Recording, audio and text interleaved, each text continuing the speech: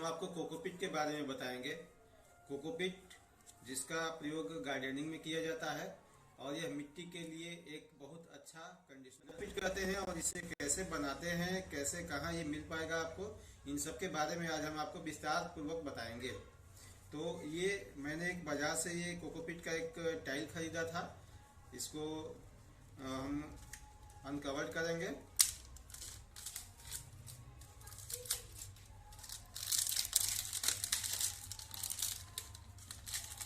ये आधा किलो या 1 किलो के ब्लॉक में आता है। इसे काफी कंप्रेस्ड करके बनाया गया रहता है, लेकिन जब इसको हम पानी में भिगोते हैं तो यह अपने साइज के कई गुना ज्यादा हो जाता है। सबसे पहले हम ये जान लें कि कोकोपीट बनता कैसे है। नारियल के छिलके से यह बनाया जाता है। इसके बनाने के कुछ कुटीर उद्योग भी तमिलनाडु और केरल जैसे राज्यों में, जहां नारियल की बहुत आयात है, वहां लगे हुए हैं। और इसको व्यापारिक स्तर से भी इसका उत्पादन किया जाता है। कोकोपीट को हम घर पर भी बना सकते हैं। नारियल के जो छिलके निकलते हैं उसे पहले आप बिल्कुल छोटे छोटे टुकड़ों में काट लें। फिर उसे मिक्सी में 3 से 4 बार उसको पूरी तरह से ग्राइंड कर लें। और ग्राइंड करने के बाद में जब उसके छोटे छोटे टुकड़े डस्ट हो जाएं तो उसे आप कोकोपीट के रूप में यूज किया जा सकता है, कर सकते हैं। यह एक अच्छा सॉइल कंडीशनर है। सॉइल कंडीशनर कहने का मतलब यह है कि इसे हम जब मिट्टी में मिलाते हैं तो मिट्टी में ड्रेनेज की जो समस्या होती है वह दूर हो जाती है। और इसे हम बालू के विकल्प के रूप में भी इस्तेमाल कर सकते हैं।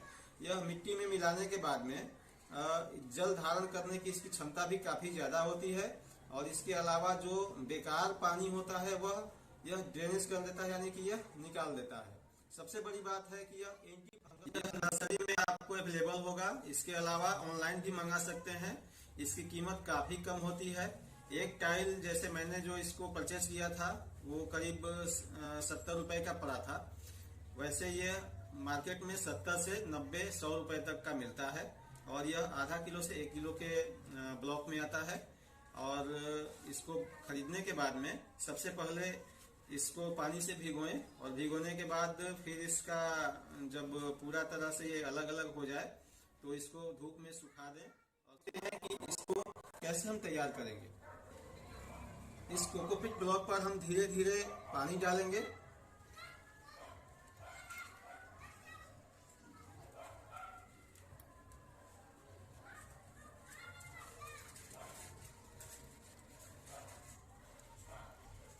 यह काफी कंप्रेस्ड रहता है, इसलिए यह पानी धीरे धीरे सूखेगा।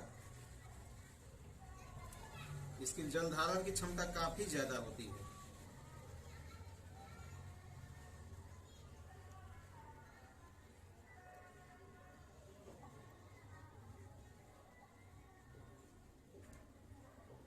अब हम इसको कुछ देर पानी सोखने देते हैं, फिर देखते हैं कि इसका आकार कितना बढ़ता है।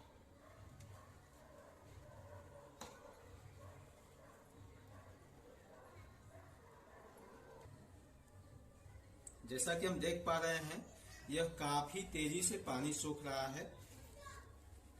ट्रे में जितना पानी था यह सोख चुका है। इसमें हम कुछ और पानी इस पर डालेंगे। 10 से 15 मिनट में यह ब्लॉक पानी सोख करके काफी फूल जाएगा। इसके साइज में भी बढ़ोतरी हो जाएगी।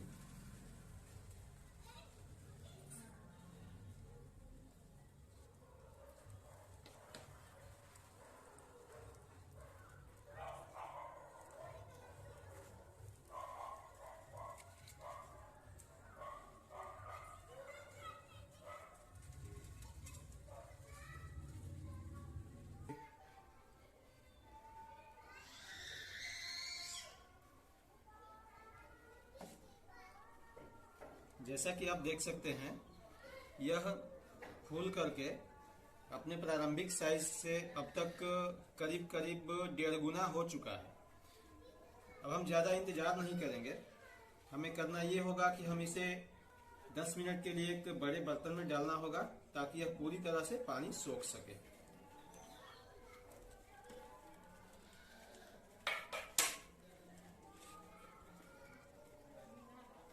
अब हम इसको एक बड़े बर्तन में डालते हैं और डाल करके इसको 10 मिनट तक के लिए छोड़ देते हैं।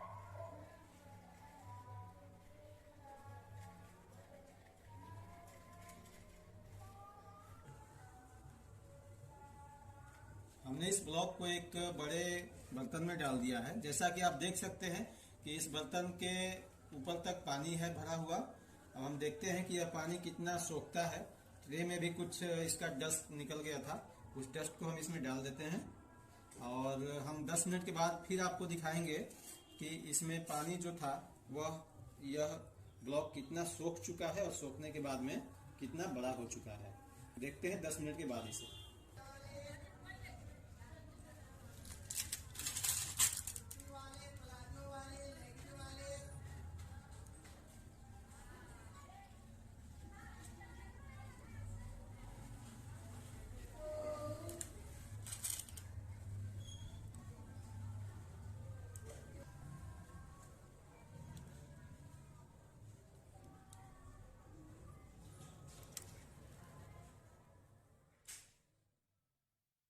एक दिन या कोकोपीट सूखने में समय लेगा, जिसके बाद हमारा कोकोपीट तैयार हो जाएगा उपयोग के लिए। और यह पौधों के लिए काफ़ी अच्छा होता है। इसमें कई पोषक तत्व भी पाए जाते हैं, जैसे पोटेशियम, फास्फोरस और नाइट्रोजन की पर्याप्त मात्रा इसमें होती है। इसके अलावा मैग्नीशियम भी इसमें होता है। अर्थात हमें किसी बाहरी खाद की आवश्यकता नहीं है। यदि बीज को उगाना है तो सिर्फ कोकोपीट में ही हम उगा सकते हैं। इसके लिए कोई बाहरी उर्वरक मिलाने की कोई आवश्यकता नहीं है। अब हमारा कोकोपीट पानी में पूरी तरह से तैयार हो चुका है। अब हम इसको पानी से निकालेंगे। इससे पहले इसको अच्छी तरह से धो भी सकते हैं। हम इसको पानी से निकाल करके एक दूसरे बर्तन में रखेंगे। अब देखिए कितना सारा कोकोपीट तैयार हुआ है।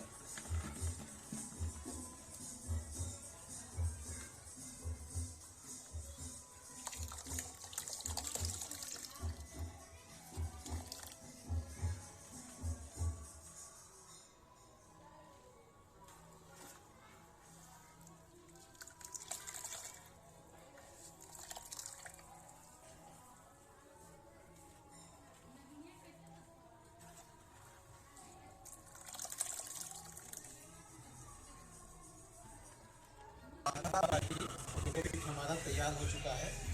अब हम इसे धूप में सुखाने के लिए छोड़ेंगे।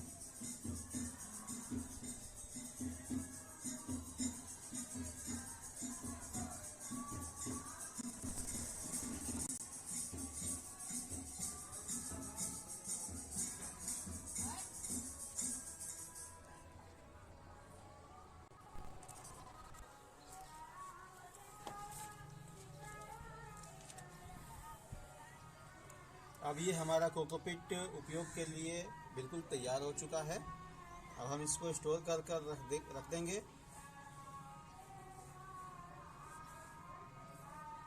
ज़रूरी बात यह है कि जब हम गार्डन सॉइल बनाएंगे किसी भी पौधे को लगाने के लिए, तो हम उसमें 2 हिस्से में मिट्टी रखेंगे और एक हिस्सा इस कोकोपीट का प्रयोग करेंगे और एक हिस्सा गोबर का खाद या वर्मी कंपोस्ट होना चाहिए।